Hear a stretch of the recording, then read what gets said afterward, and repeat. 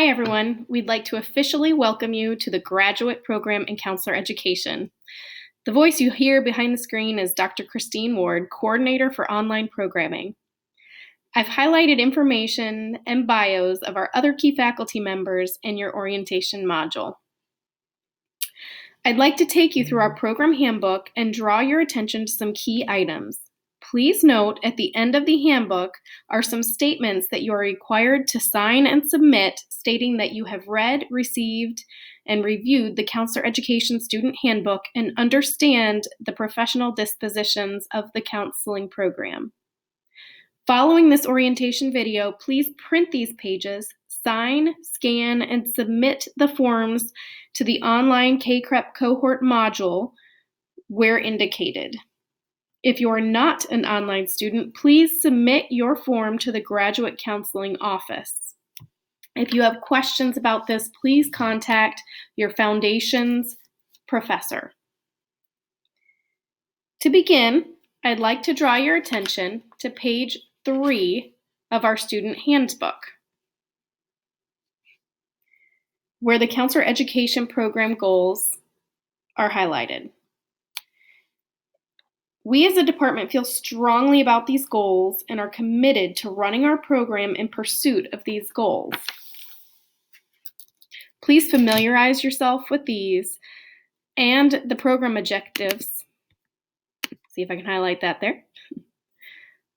So you know some of the expectations of our program. As many of you know, our program is in the process of seeking accreditation by the Council for Accreditation of Counseling and Related Educational Programming, or KCREP. KCREP accreditation is only granted to counseling programs with the most rigorous of academic standards. Your time in the program will be spent learning content relating to the following 8 content areas. Please take a moment to review these content areas listed on page 4. There are also specialty area specific content that is listed on the KCREP website, which we invite you to review. For example, school counselors complete a course in school counseling, program implementation, and leadership.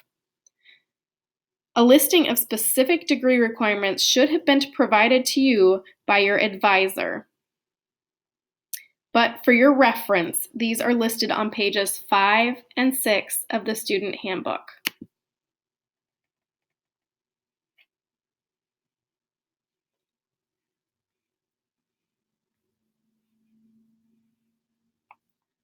Also listed on page 7 is information about additional fees that apply to some courses and end of program exam requirements. Please note the information on page 7 about the Counselor Preparation Comprehensive Exam, or CPCE. Each student in the program is required to complete and pass the CPCE to be eligible for graduation. Additional testing, such as the Missouri Content Assessment, or MOCA, test number 56 for school counseling, are required for state certification purposes. Specific requirements for licensure and mental health students are listed on pages 8 through 12. Please reference these pages first for information pertaining to your specialty areas. If you have further questions, please contact one of your professors for information. I'd like to highlight some important information on page 10. The Missouri Department of Elementary and Secondary Education, or DESE, issues certification for school counselors. Our university works closely with DESE to ensure our coursework and degrees align with state requirements. Missouri requires that counselor education programs focus on 5 key standards, and these are listed on pages 10 and 11.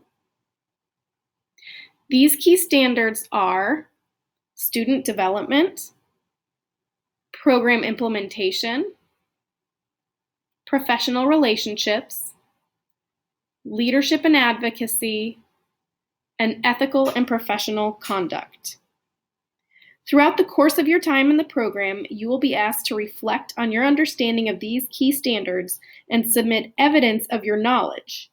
You will compile your responses to these 5 standard areas along with additional information and submit this as part of your school counseling portfolio during your final semester in the program. Please refer to your portfolio guide, a required text for Foundations of School Counseling students.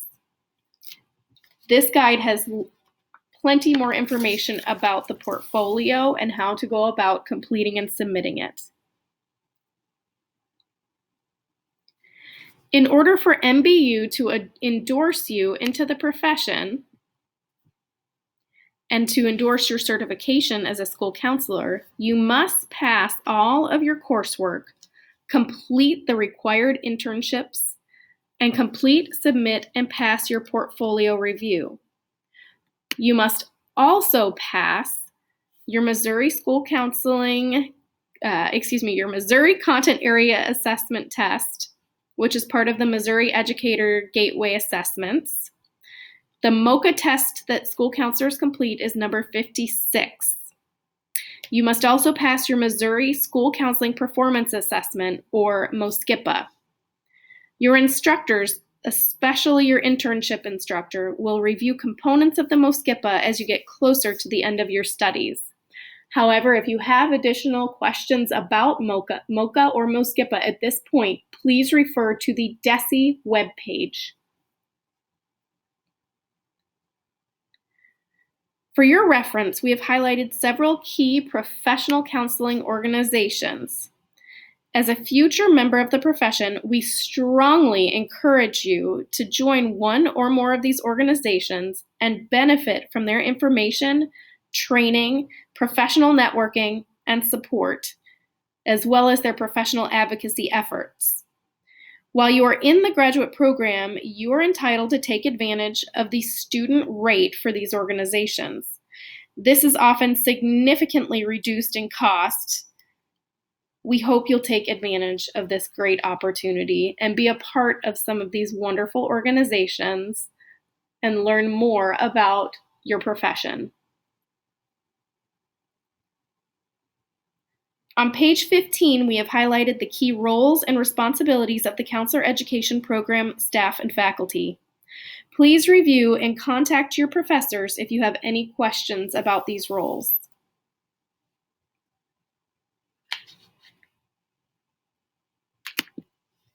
This brings us to the part of the orientation that is most grim, but serves a most significant purpose.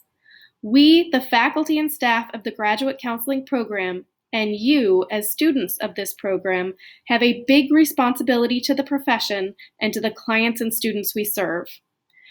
Because counseling is a helping profession where we may frequently encounter vulnerable individuals, it is imperative that we protect the well-being and rights of those who we serve.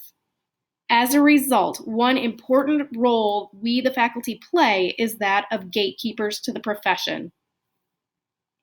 If at any time a graduate student's conduct, performance, or character is such that it draws to question that individual's abilities to ethically and competently serve others in a counseling setting, we will follow a prescribed protocol to remediate the student's areas of deficits and, if warranted, seek alternative studies for that student. There are 4 key courses. I guess that's 5, but one of them is more of a combined course. There are 5 key courses that serve as a gatekeeping benchmark. During these classes, you as a counseling student will practically apply the skills you have learned in your other coursework. You must pass these courses with a grade of B or higher in order to advance in our program. Our academic probation and academic dismissal procedures are highlighted on pages 15 and 16 for your reference. Your rights and responsibilities in the event of an academic probation or dismissal are also highlighted on page 16. The protocol that we will follow in the event there is an academic or conduct-related issue are highlighted on pages 17 through 21. It is important you review these policies and ask questions if you have any.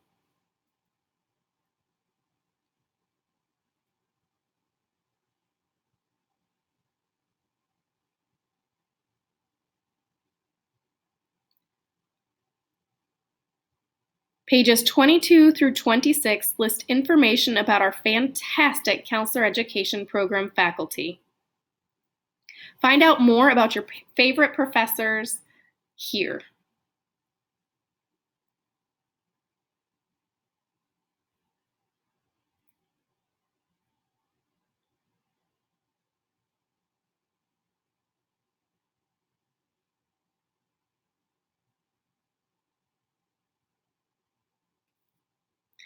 Finally, our program, in conjunction with the schools and agencies with whom we frequently work, has developed a list of professional dispositions that we believe all of our students must possess in order to successfully contribute to our profession. By entering the graduate counseling program, you are expected to uphold and demonstrate these positions throughout the program and even when you enter into the profession itself. Please review the dispositions and commit to these professional characteristics. After reviewing the handbook in its entirety, please print pages 27 and 28 and sign these pages. Online students, please scan these pages and upload them to the proper location in the orientation module. Face-to-face students, please return these pages to the graduate counseling office. If you have any questions about the handbook or the program, please contact your instructors or the graduate counseling office. Thank you all for taking the time to participate in the orientation and for committing your future career to helping others reach their fullest potential. We look forward to working with you in the coming years.